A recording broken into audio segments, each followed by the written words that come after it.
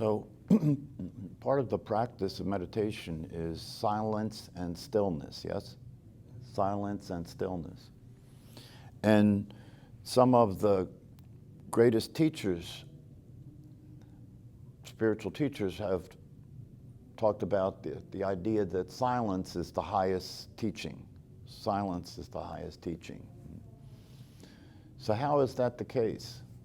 And how is it the case that stillness is a high teaching as well? Stillness and silence. How is that the case? Well, I invite you to look at silence and to notice silence. And when I say notice silence, I don't mean that notice the absence of sound. I don't mean notice the absence of sound, because if silence is a high teaching, it's seldom the case that there's absolute silence. You know, maybe never, right? If you look at your experience, you know, when is there absolute silence in your life? Well, you would say never, or I can't think of a time when there was absolute silence. I mean, as we sit here and meditate, there are noises, right, from the other room. Even if there was no noises, even if we were in soundproof room, and I've meditated in soundproof rooms, they do have them for meditation, right? There's still no silence because the voice in my head is still there, even in a soundproof room. Right? So what is this business of silence being a high teaching? Well, I invite you to see if you can notice silence, and I don't mean the absence of sound. I mean the silence that's there while there's sound. You know, at one point I went to a drumming event with a close friend of mine, and it was held in a cathedral. So it was a tremendous space for sound. And you have hundreds of people in there drumming, right? It was an incredibly powerful vibration, right? And I turned to my friend and I said, "Can you hear the silence? This is in the middle of very powerful, loud, thunderous sound." And I said, "Can you hear the silence?" So I invite you to see if you can notice that silence that's here right now. It's always here. You could say it's the space in which sound occurs, yes? Silence is the space in which sound occurs, and it's always here, right? But we don't notice it because we're conditioned to sound. We're listening for sound. We're not listening for silence, right? We don't even know silence is there because we're listening for sound. We're conditioned to be listening for sound. Well, but you can, if you look, it is possible to notice the silence anytime, anywhere. The silence is there. And that silence is non-conceptual. That silence is formless. You know, that silence is, you can't really talk about it even, really. I mean, we call it silence, but what is that? That's just a word. What is this silence, this emptiness, this formless space in which sound occurs? So let's look at stillness. Well, why is stillness considered a high teaching, right? Well, again, I invite you to see if you can notice that stillness is there when there's movement. Movement is happening in the space of stillness, is it not? Yeah, there couldn't be movement without stillness, could there? It's just like there couldn't be sound without silence, right? It's the other side of the equation, right? So, silence, stillness. Why are they a high teaching? Because in the same way, silence is the space that sound occurs in, and in the same way, stillness is the space in which movement occurs in. Awareness is the space in which life happens. In the same way as silence and stillness are the space in which sound and movement occurs, Awareness is the space in which life occurs. And in the same way that you're conditioned to listen for sound and to be aware of movement, but not aware of stillness and not aware of silence, you're conditioned to be aware of life happening to you, a person, rather than being aware that life is happening in the space of awareness. And this is the teaching. The teaching is to start to come to an understanding that your conditioning has had you only be aware of one side of the equation, right? Which is only be aware of the form, personality, body, only be aware of the form and the relationship between the form and what's happening. Only be aware of the form, meaning the body and the personality, and the relationship between that form and what's happening.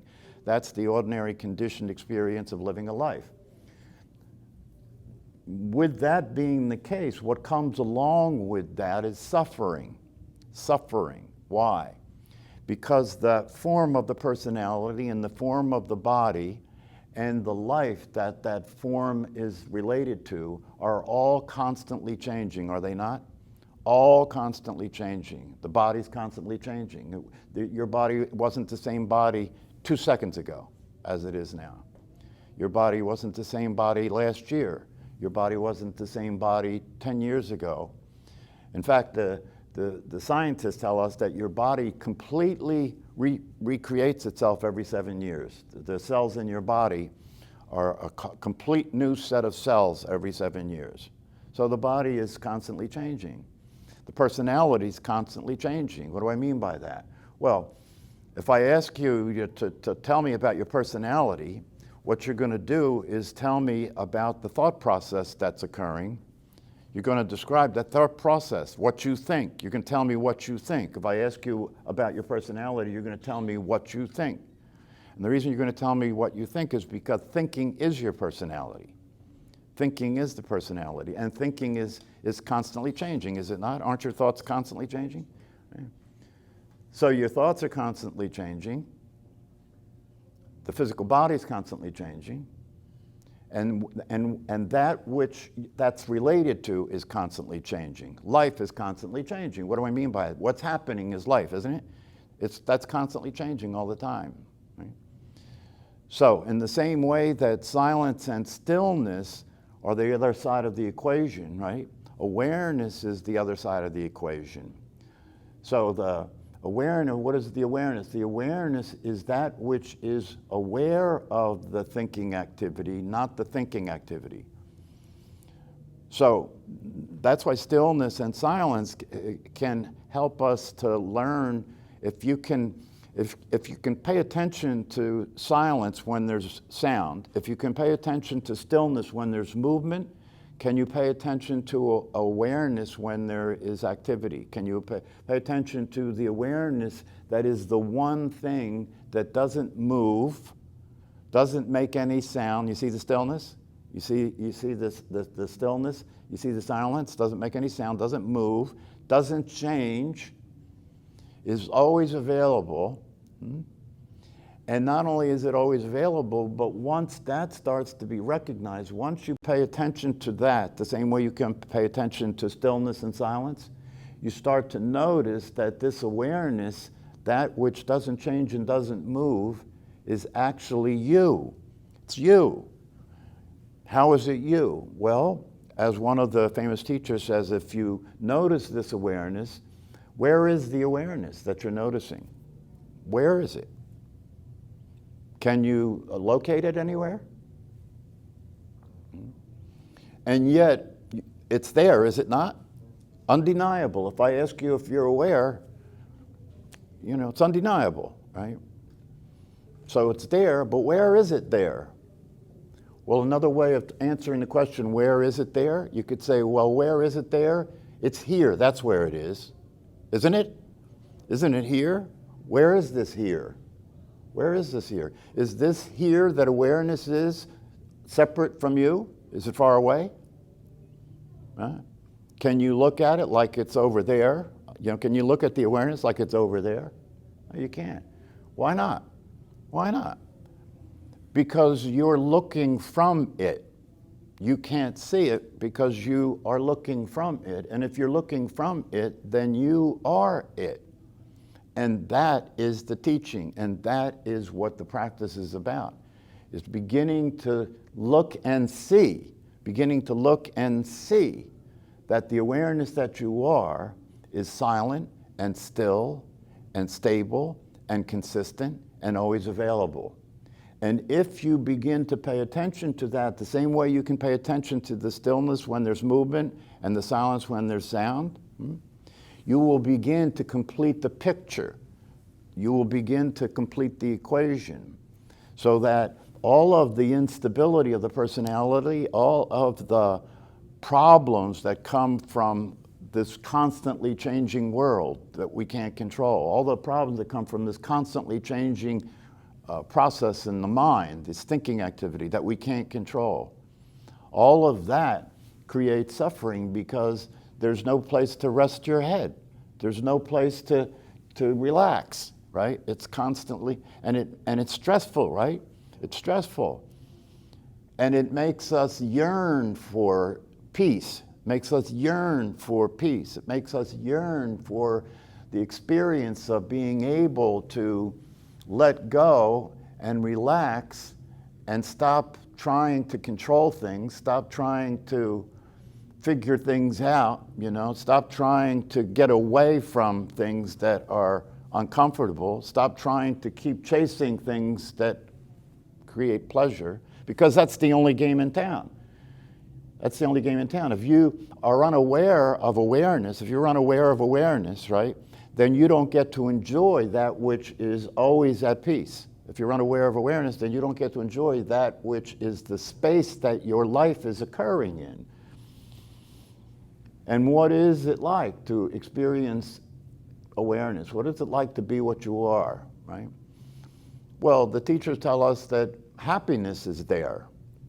That one-liner. What's the one-liner? Satchitananda. Right? The teachers tell us happiness is there. Satchitananda. Existence, consciousness, happiness. Happiness is there when you're experiencing your true nature, the natural state of awareness. Happiness is there. So what is this happiness? See, this is something that can be confusing, right? Because in the ordinary life, happiness is defined by getting what you want, is it not? You're happy when you get what you want. And you're unhappy when you get what you don't want, right? And you can't control that. You can't only get what you want. You can't control that. So as you live your life and you're experiencing getting what I want sometimes, but getting what I don't want other times, right? Now life becomes trying to get this to work, trying to get more of what I want and less of what I don't want. And you're doing it all day long because it's the only game in town. It's the only game in town, right?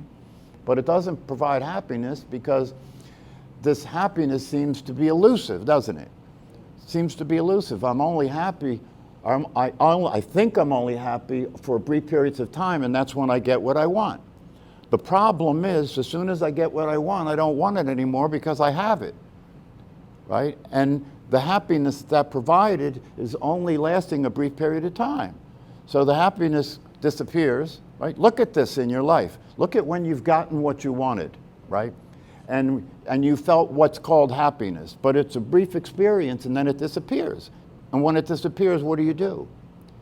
You look around and see, what else do I want? Can I find something that I want that won't go away? And you keep trying to get things that you want that won't go away, but you realize that everything is subject to impermanence. Everything is subject to impermanence. So you can never get something that you want that won't go away. You can never get it. So this ends people up depressed, right? Like, this is hopeless, man. This is hopeless. Everything that I get that I think is going to make me happy goes away, and then I have to keep trying to get other things. Frustrating, stressful, right? But then, if you start to practice meditation, and if you come across these teachings and you start to realize, wait a minute, there is something that's possible for me to discover. There's something for me to realize that will allow me to experience happiness, but this happiness is not happiness that comes from getting what I want.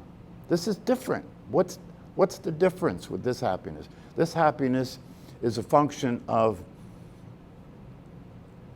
experiencing that when that game is over, when I no longer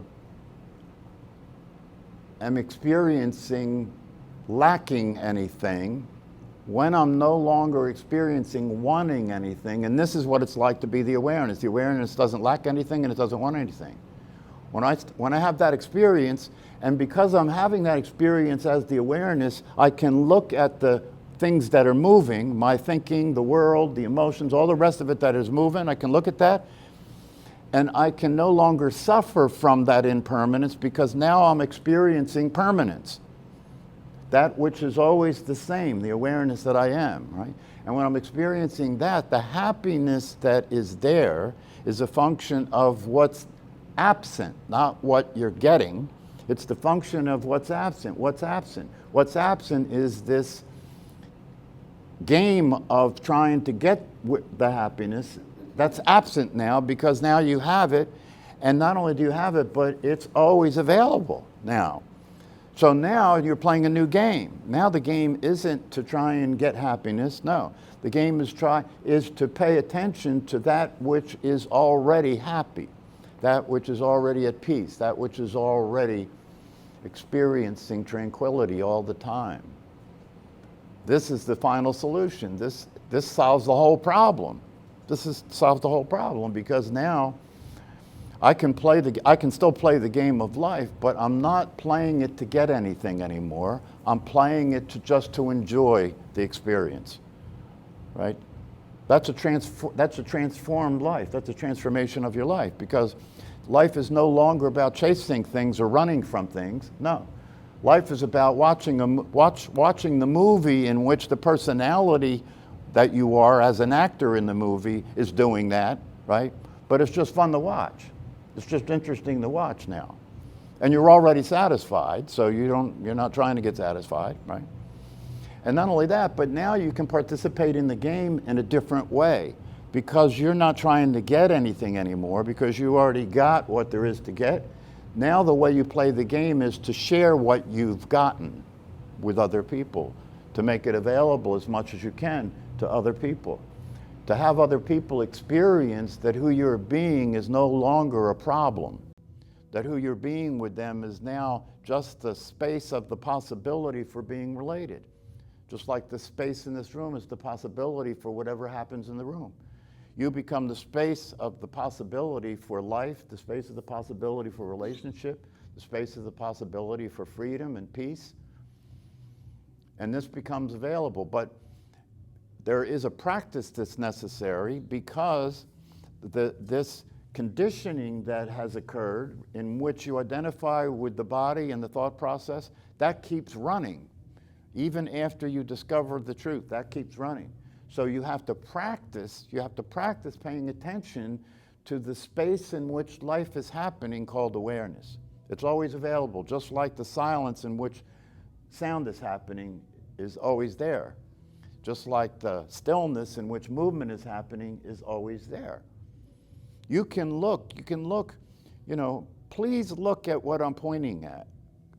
Please look and see that you can hear silence right now, regardless of the fact that there's sound here, because the sound can't be heard unless the silence is here for the sound to occur in. Do you follow me? Movement can't occur unless there is stillness in which the movement is happening in. Your life can't occur unless there's an awareness in which that life is occurring in. And it's an interesting miraculous reality in the sense that when you start to look at this in terms of, how has this all happened, right? Well, the neuroscientists are telling us now, and the physicists are telling us now that you and God are the same one. You and God are the same one. How's that the case? Well, what they're telling us is that your brain is creating the universe. The data that's coming in through the senses, right, is being processed by the brain and generating what you see. It's generating what you see. It's generating what you're aware of. It's generating what you hear. It's generating what you feel. It's generating the relationship between the gates, the senses, and what appears to be the universe. That's getting created in your brain moment to moment. I mean, that's something that if you slow down and really look at that, there's a miracle going on in your brain every moment. Called creation. It's called creation. Your brain is creating the universe moment to moment. And if that's the case, then your brain is an instrument that's being used by God to create reality. Your brain is being used by God to create reality. Well, who is this God? What is this God that's using your brain to create reality, right? It's the awareness itself. It's the awareness itself. And I said earlier that this awareness can be recognized as you. If you look at it, you can recognize that it's you. So what am I saying? That you and God are the same thing? Well, you know, even back in catechism, when I was a kid and went to Catholic school, you know, when catechism is where you learn about the teachings of Christianity, right? So you can be confirmed, confirmation. You remember that, for those of you who are Catholic, right? Even back then, they said one of the things they were teaching us is God is omnipresent, right? That was part of what the teaching was, omnipresent, right? That means God is everywhere, everywhere. There's nowhere that God's not, everywhere. Well, if that's the case, then God must be here. God must be you. God must be me. God must be this chair. God must be the universe. This is called non-duality. Non-duality, that there is no two things. There's only one thing happening here. And that one thing includes you, the you that you thought was separate from that one thing. That's an illusion. That's made up. That's a thought process. But the reality of it is you and life and God are all the same thing happening. And that's why the existence, consciousness, happiness is the truth. That's why existence, consciousness, happiness is the truth, because you have always been where you have been trying to get to. You have always been where you've been trying to get to. All you have to do is start paying attention to the awareness in which your life is happening and realize you are that. That can be realized and that can be experienced. And when you practice paying attention to it and realizing and experiencing it, what happens is your life is transformed. You start to relax. You start to experience peace and calmness and happiness and well-being. And you understand that to continue to practice this will allow you freedom from the suffering that would otherwise be there in your life. That's what this is all about. Waking up and realizing that you are free now. You have never not been free. The only idea that you have that causes you to think that you're not free is that you believe a mirage. You believe in an illusion. You believe that the idea that you have about who you are as a personality is actually real and true.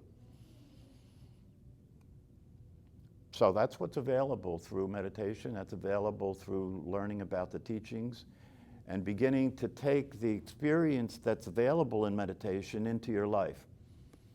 The experience that's available in meditation is the experience of noticing that I can move my attention from the thinking activity to the awareness of the body breathing. And when I do that, what becomes available is an experience of what I am. Not a thought, not thinking about what I am, but an actual direct experience of what I am becomes available. That may not register in the beginning because when you're practicing meditation, you're just practicing being able to touch this. Even if you're touching it a little, as time passes, all these touches start to add up to an awareness of what this is and a recognition that this is who I really am. And once that awareness and recognition occurs, now you can start to pay attention to this as you move around in the world. and start to experience the stillness in which sound occurs, the silence in which sound occurs, the stillness in which movement occurs, and the awareness in which your life is happening. And that experience is fulfilling. It's fun. It's exciting. It's something that once you taste it, once you get a taste of it, right, then you're hooked. You know, then that becomes what your life is about, experiencing that more and more until it's the experience you're having all the time. And that possibility is a real possibility, but only with practice. Just like you got in the trouble you're in through practice, you can get out of that trouble through practice. So with establishing a meditation practice, coming to class, you know, studying the teachings, could you say that now, you know, life is a practice of seeing what you're not, whether it's thought or action? Would that be the practice? Well, the practice is seeing, it's a simultaneous paradoxical experience. Because when you see what you're not, you're seeing it from what you are. Right. Therefore, you're seeing what you are and what you're not. It's an equation, right? That's why the Buddha said the middle way. Because we're not talking about going and living in a cave. No, we're talking about knowing who you are as the space of your life while you're in that life at the same time. So you could say that paying attention, it is the case that in order to get the equation to work, you have to pay attention to what you're not, right? Because what you are is elusive, it's formless, right? So you're not going to be able to pay attention to that because you are that. But you can pay attention to what you're not, and when you're doing that, you're doing it from what you are.